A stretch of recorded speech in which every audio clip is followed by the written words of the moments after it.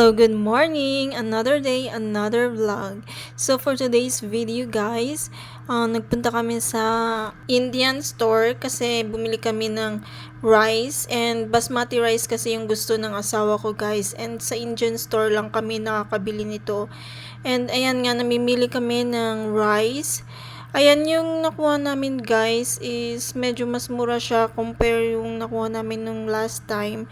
So, kumuha lang kami ng dalawang tig 2 pounds yan each. Hindi tayo pwedeng maubusan ng rice guys kasi rice is life. And then itong asawa ko kumakain din talaga siya ng rice pero hindi naman everyday. Ayan guys yung mga menu nila. Tumitingin-tingin nga kami kung may gusto kaming bilihin. And then ayan tumingin rin kami ng mga ice cream. And then nag-order nga pala yung asawa ko dyan ng samosa para matry ko. So, ayan guys, kung titignan nyo yung asawa ko, busy-busy siya sa pagtingin ng mga drinks na pwede niyang i-try. Mahilig kasi yan siyang uminom ng mga drinks guys, ng mga juices or kaya yogurt.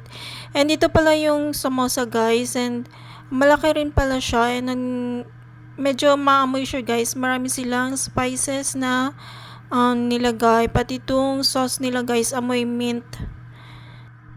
Yung isa nga guys is amoy matamis talaga siya. First time ko ang kumain itong samosa guys, and napapanood ko lang to dati sa mga vlogger na mga nagluluto ng mga ganito. And sa tingin ko okay naman siya, pero hindi ko siya yung araw-arawin na kakainin kasi masyadong matapang yung mga herbs na nilagay nila guys. And masarap nga rin naman siya guys.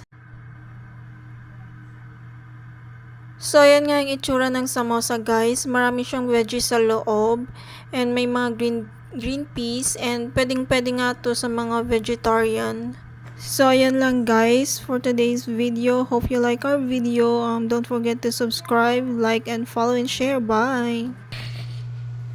Rice is like